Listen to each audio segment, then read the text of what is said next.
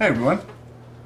Okay, my name's John, and what we're going to do is some crimping and some splicing. I have a project coming up that requires a little bit of work like that, so I figured I'd prepare by doing some of it in the house. Now, this is a fusible link which I'm going to use for supplying my main power to a relay. So what I need to do is I need to put up a crimp on a connector like this, so I can connect it to the battery terminal. And I need to splice a length of wire which is going to lead to the relay, which is going to provide the 12 volt power, which is going to go to the a car horn excuse me, a car horn I'm installing. Alright, so what we're going to cut off the infected area here. Into there. We're going to splice off a little more.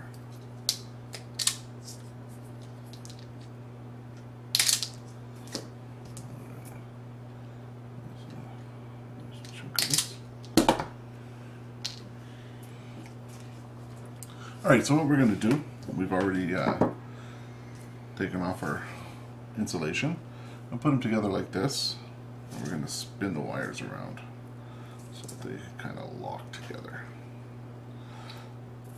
really tight. Okay, now that'll hold them together relatively well. Take that there, take your soldering iron, stick it underneath the work to be soldered, and this might take a few minutes because you have to heat up the the wire, so that you can suck your solder up into it. And normally thinner wire is a lot easier to deal with, but you'll know your wire's hard enough because you'll see the solder actually get sucked up into the copper wire. So we'll just hold it here. You can see it's starting to climb up here. A little more. I can see it on this side getting pulled in. There we go. Look at that, nice. See, now you know when it's melting here, you got good heat. So we'll take this off here. We'll let it cool for a minute before we apply the second step here. Now the reason for soldering a connection like this is it ensures that you have a good contact between the two wires. So in the event that something does happen like corrosion, which we're going to do everything we can to avoid that, the soldered areas will be the last to go. So it'll last a lot longer. Alright, so this is cooled enough. Yeah. Alright, so now this is a very important step, and when you're doing with working with electric wiring on an automobile, especially where it's going to be exposed to the weather, and this is going to be exposed to the weather, it's going to be under the hood, is dielectric grease. Let's see if that camera can get that.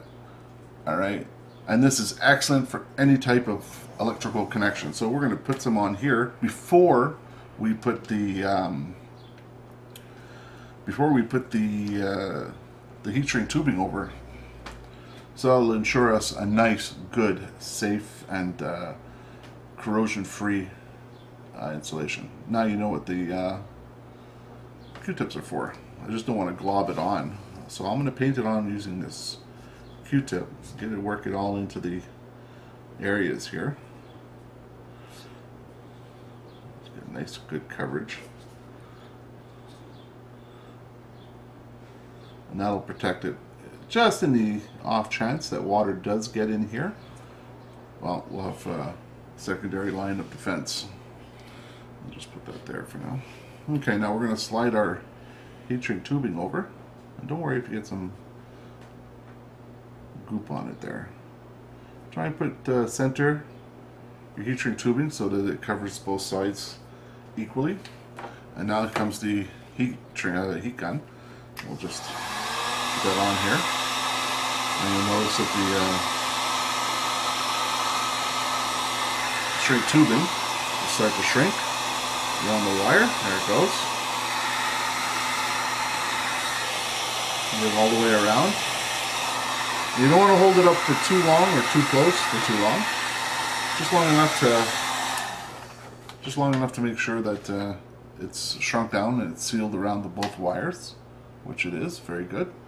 All right, so that's your splice, and that's the proper way to do a splice, no doubts about it. The next step we're going to do is the crimping part.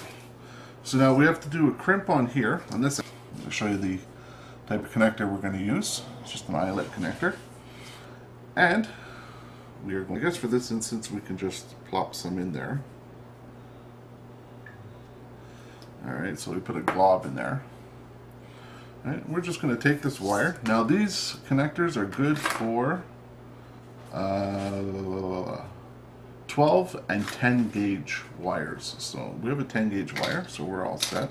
So actually this yellow connector would do both this red and orange wire. Did I bring scissors? Yes, I did. So we'll just cut a chunk of that off. Slide that back in there. We'll put the terminal back on. A little twist. And you know you got a nice fit. See the copper wire sticking out of the end of the terminal there. But a little this bit. That's perfect. Take our crimping tool. Slide in the terminal. Do one more push in there. And crimp right down onto it. Boom. There we go. So now there's one crimped wire. Take a look at it. Nicely crimped. Okay. I'm going to slide this heat shrink tubing over this. And you can go right up over the connector here like that. You got enough. I have a feeling this ain't going to work.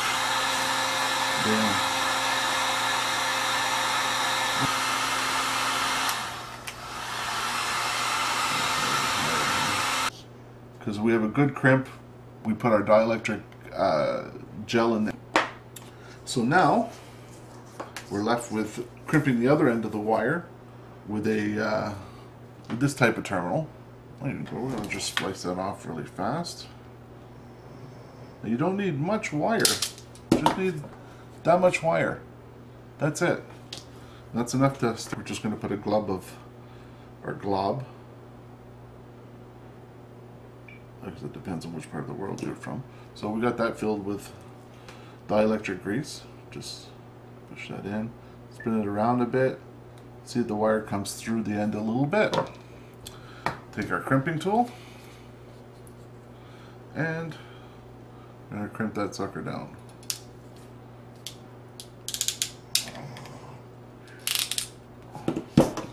Okay, now that's in there nice and solid. Put our heat shrink tubing on here. Keep that up. There we go. So now we have one completed, spliced, and connected wire for both ends. And that's wire one. I still have a few more to go. But I think you get the gist of the idea. But you can see that it looks really good. Everything is, you know, this here is spliced is well done. It's soldered. I mean, I'm not going to have any issues with that splice there. I wouldn't forego any of the steps because they all serve a purpose to help keep out road debris and salt and water and that. Especially the dielectric grease is very important. Of course, here on a splice, your heat shrink tubing is very important because it replaces the insulation that you removed to make the splice. And the dielectric grease in there will just help. This is just a secondary aid in preventing you from getting corrosion in there. You can also put a little dab of dielectric grease in there on these. Put a little bit, boom. So that when you put your fuse in there, you can put some on your fuse blades. It'll keep everything free of water and corrosion. Anyways, I hope this has helped. I gotta go back because I got a few more of these to do. And as always, thanks for watching.